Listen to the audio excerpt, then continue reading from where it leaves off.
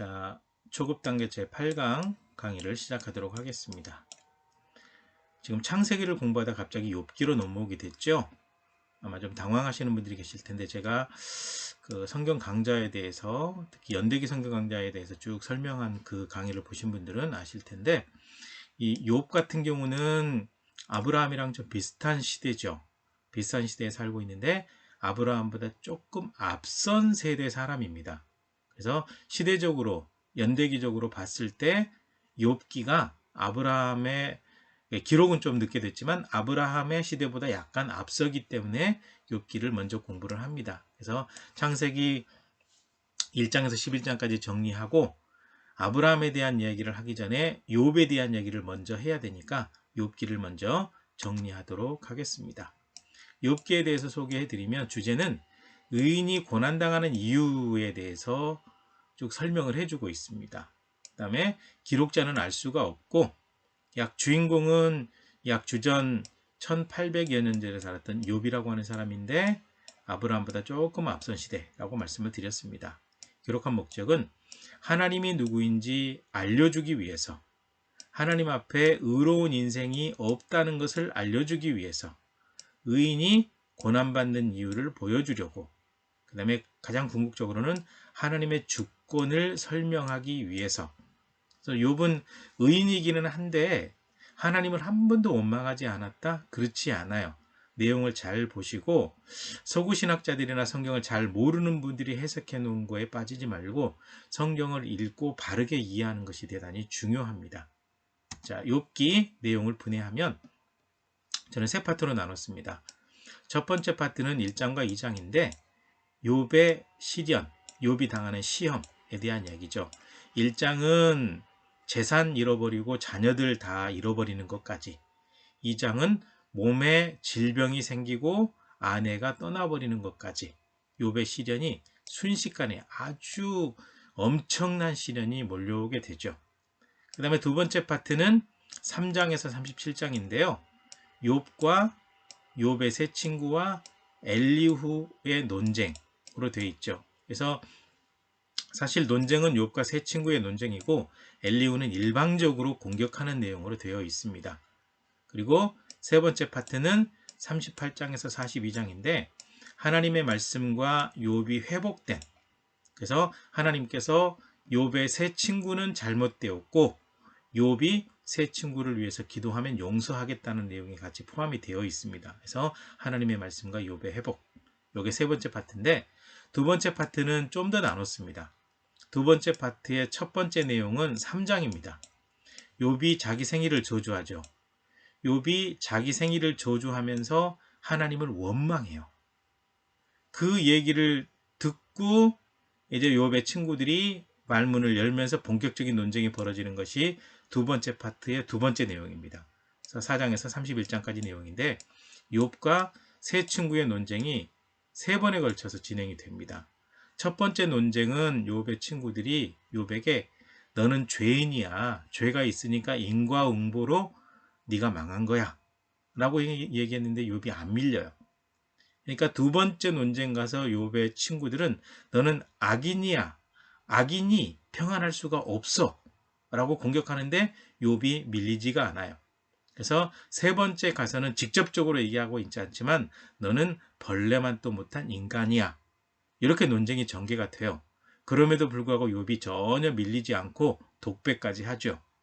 이 논쟁이 딱 끝나고 나니까 세 번째 파트, 두 번째 내용의 세 번째 파트, 엘리후라고 하는 사람이 등장해가지고 욥의 친구들에게 그 얘기를 합니다. 욥이 분명히 잘못한 것 같은데 왜 말로 못 이기냐? 내가 지금부터 욥을 가르칠 터이니 너네 내가 하는 거 보고 배워라 라고 하면서 굉장히 많은 말로 욥을 공격하는 것이 엘리후의 말입니다. 이렇게 해서 욥기의 내용 분해는 이렇게 이루어져 있으니까 다시 한번 쭉 살펴보시면서 이 구조를 이해하시면 성경을 읽을 때 굉장히 쉽게 이 내용을 정리할 수 있으실 겁니다. 자, 내용 보시면 오늘 1장과 2장까지만 이 강의에서는 할 텐데요. 먼저 1장입니다. 1장에서는 욥에 대해서 소개합니다. 우스 땅에 욥이라는 사람이 살고 있다. 이 사람은 온전하고 정직하고 하나님을 경외하고 악에서 떠난 사람이다. 아들이 7명, 딸이 3명, 재산과 종도 많이 있었다. 그 다음에 이 사람이 어느 정도로 신앙관리를 잘했냐, 자녀들까지.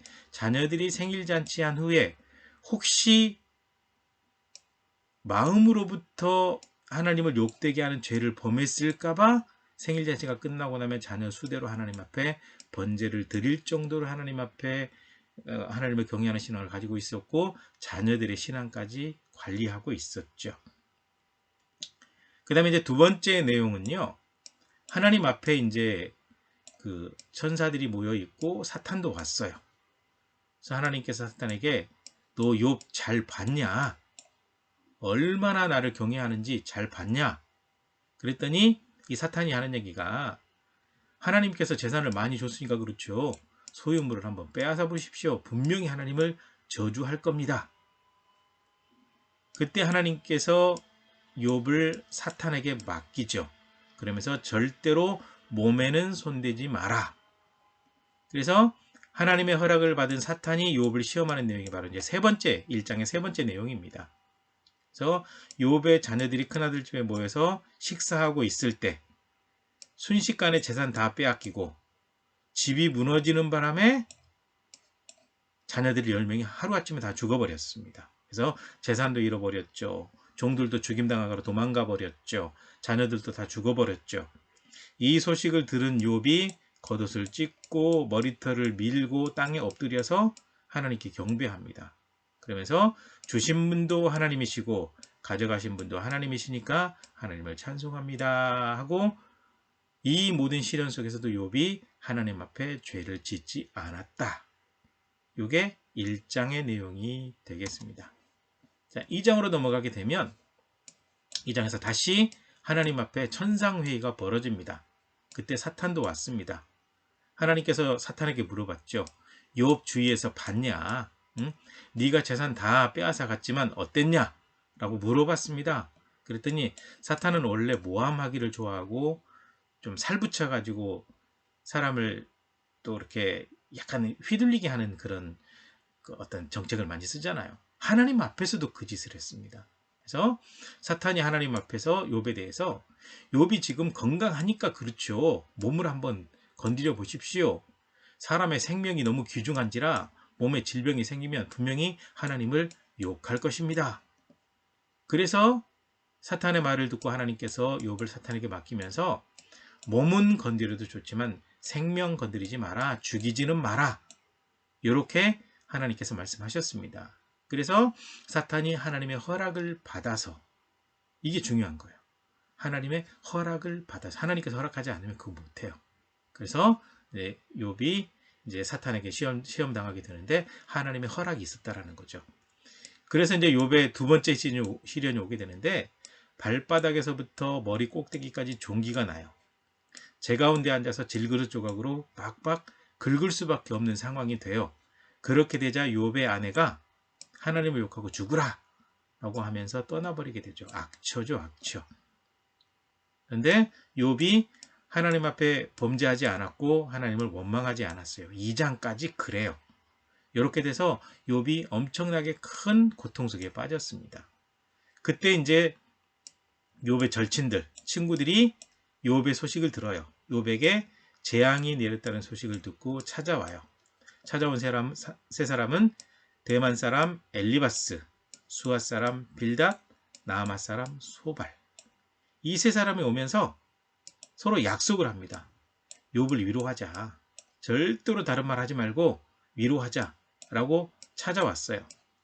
찾아왔는데 욥의 형편이 얼마나 눈으로 보기에도 안타까운지 이 세 친구가 욥이랑 같이 앉아 있으면서 일주일 동안 한마디도 못하고 같이 앉아 있고 바라보고만 있게 됩니다.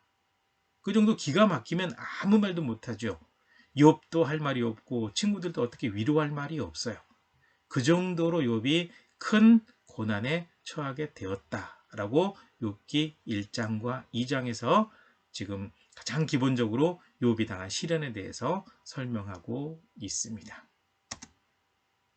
욥의 고난. 이제 두 번째 고난이니까 이제 몸의 질병이죠. 예.